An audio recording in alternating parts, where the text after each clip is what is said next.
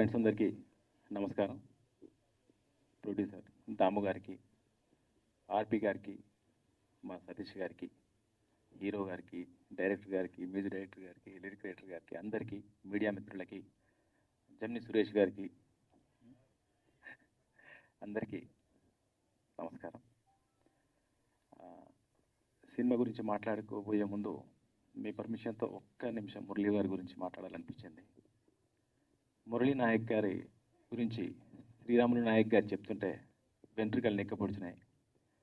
అతనికి రైల్వేలో జాబ్ వచ్చినా కూడా ఆ జాబ్ చేయకుండా, ఆ జాబ్లో జాయిన్ అవ్వకుండా, జాబ్ వచ్చిన విషయం తల్లిదండ్రులకు చెప్పకుండా, ఈ దేశం కోసం నేను పోరాటం చేయాలి, ఈ దేశం కోసం పోరాడాలి, ఈ దేశ రక్షణ కోసం నడుం బిగించాలని తాపత్రయంతో కనీసం ఒక్క రోజైనా మిలిటరీ డ్రెస్ నా ఒంటి మీద వేసుకొని అనుకుని ఆశయంగా ఉన్నారట. ఆ ఆశయంతో పోరాటం చేశారు. ఈ మధ్యలో ఇప్పుడు ఆపరేషన్ సింధూర్లో మన గుండెల్లో నిలిచారు. ఈ దేశాన్ని కాపాడిన హీరోగా నిలబడ్డారు. అమ్మ, మీరు చెప్పారు నా కొడుకు మా మధ్యలో లేడు అని. మీ కొడుకు మన మధ్యలో లేకపోవడం కాదు, భారతదేశంలోని మహిళ నుదుట సింధూరం ఉన్నన్ని రోజులు మీ కొడుకు జీవించి ఉంటాడు. ఇంతకుముందు మనాళ్ళందరూ మురళీ నాయక్ అమర్ రహే అంటుంటే నేను సైలెంట్గా ఉన్నాను. మురళీ నాయక్ అమర్ రహే కాదు, జిందాబాద్ మురళీ నాయక్, జిందాబాద్ మురళీ నాయక్. నా సినిమాలో యోధులమర యోధులకి జిందాబాద్ అని రాయించుకున్న సుద్దాల అశోక్ గారితో. ఎందుకంటే వాళ్ళు ఎప్పుడు చనిపోరు, వాళ్ళ దేహం లేకపోవచ్చు కానీ వాళ్ళ ఆత్మ, వాళ్ళ త్యాగం, వాళ్ళ పోరాటం, వాళ్ళ అణువణువు వాళ్ళు ఆలోచించిన విధానం మన మనుషుల్లో మనం బతుకున్నంతకాలం, ఈ సృష్టి ఉన్నంతకాలం ఉంటుంది. కాబట్టి వాళ్ళు ఎప్పుడూ జిందాబాదే, జిందాబాద్ నినాదాలతో వెలుగొందాల్సిందే. అమ్మా, అలాంటి కొడుకుని కన్నా మీ జన్మ ధన్యం. మీరు ధన్యులు కాబట్టే, మీరు కారణ జన్ములు కాబట్టే మరో కారణ జన్ముడికి జన్మనిచ్చారు. Thank you so much.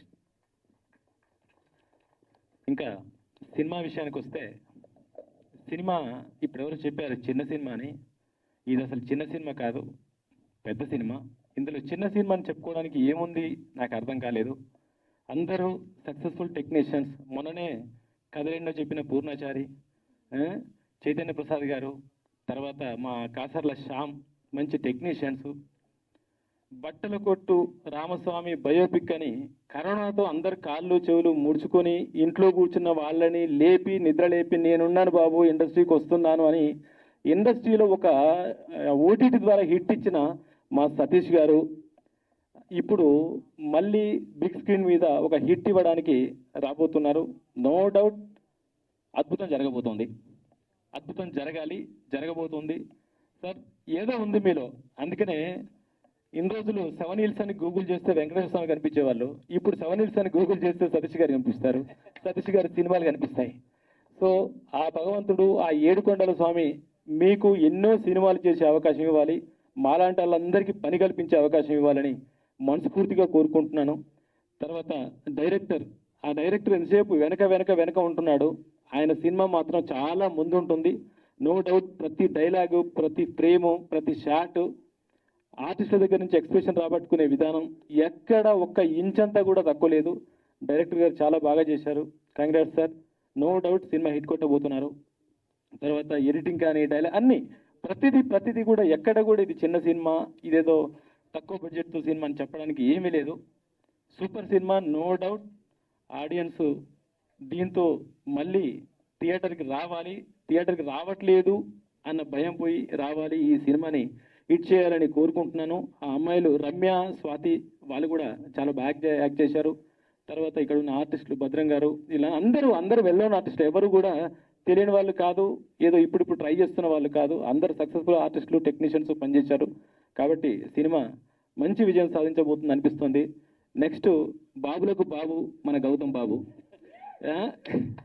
ఆయన సోలో బాయ్ అని వచ్చాడు కానీ ఇంతమంది తమ్ముళ్ళ హృదయాలను ఆల్రెడీ గెలిచేశాడు. నెక్స్ట్ ప్రేక్షకుల హృదయాన్ని గెలవబోతున్నాడు. సినిమా సోలో బాయ్ కావచ్చు కానీ వచ్చిన అదేంటి నినాదం వచ్చిందో బాబులకు బాబు అని, నిజంగా ఇక్కడ ఉన్న బాబులకి బాబు అవ్వాలని మనస్ఫూర్తిగా కోరుకుంటున్నాను. All the best. Thank you so much.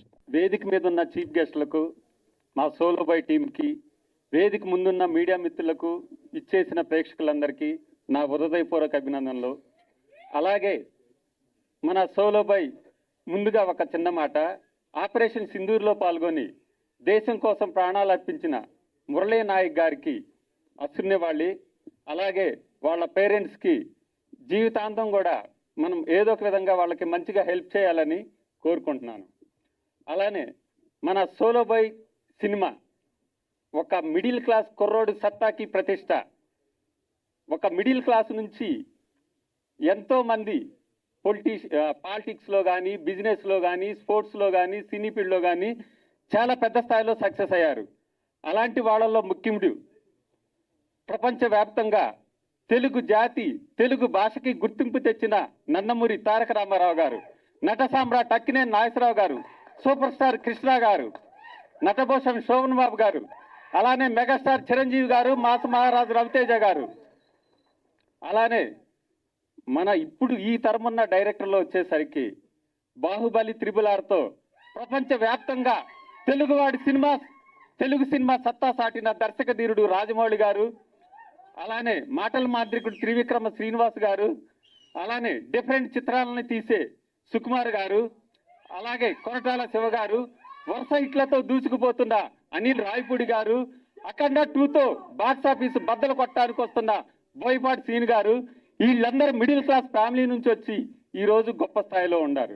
అలానే ఎడిటింగ్ భాగంలో ప్రవీణ్ పూడి గారు అద్భుతంగా ఎడిటింగ్ చేశారు. అలానే ఇప్పుడు మీరందరూ ట్రైలర్ని చూసి చాలా హ్యాపీగా ఫీల్ అయ్యారు కదా, అదంతా మ్యాంగో మీడియా మాణిక్యం గారు వాళ్ళ టీం చేశారు. అలానే మ్యాంగో మీడియా నుంచి వచ్చిన వీరు గారికి కానీ, భరత్, జశ్వంత్, మాణిక్యం, వీళ్ళందరికీ ఈ సభాముఖంగా కూడా కృతజ్ఞతలు తెలుపుకుంటున్నాను. అలానే నా డైరెక్షన్ డిపార్ట్మెంట్లో పనిచేసిన మా కో డైరెక్టర్ కినోరు, అలానే మా associate Arif, assistant directors Avishu, Suresh, వీళ్ళందరికీ కూడా నేను ఈ సభాముఖంగా థ్యాంక్స్ చెప్పుకుంటున్నాను. అలానే మీ ముందు ఇక్కడ నిలబడి మాట్లాడుతున్నందుకు కారణమై ఈ సినిమా డైరెక్షన్ అవకాశం ఇచ్చిన మా ప్రొడ్యూసర్ శవనిల్ సతీష్ గారికి నేను ఈ సభాముఖంగా చాలా అభినందనలు తెలుపుకుంటున్నాను. ఆయన ఒక ప్యాషనేట్ ప్రొడ్యూసరు.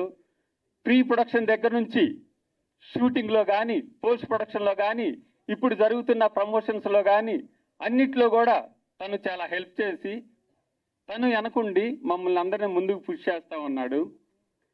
ఈ సభాముఖంగా అందరికీ థ్యాంక్స్ చెప్తున్నాను. సోలో బాయ్ జూలై 4న వస్తుంది, అందరూ చూడండి. థియేటర్కి వెళ్ళి చూసిన ప్రతి ఒక్క ప్రేక్షకుడు కూడా సినిమా చాలా బాగుందని గుండెల మీద చేసుకొని ధైర్యంగా చెప్తాడు. డెఫినెట్గా మనం జూలై 4న మంచి హిట్ కొడుతున్నాము. మా ప్రొడ్యూసర్కి మంచి లాభాలు వస్తాయి. అలానే ఆయన కంటిన్యూగా సినిమాలు చేస్తూ ఉంటాడు. ఎంతో మంది కొత్త డైరెక్టర్లకు అవకాశాలు ఇస్తూ ఉంటాడు. థ్యాంక్ యూ వెరీ మచ్ అండి. Thank you very much.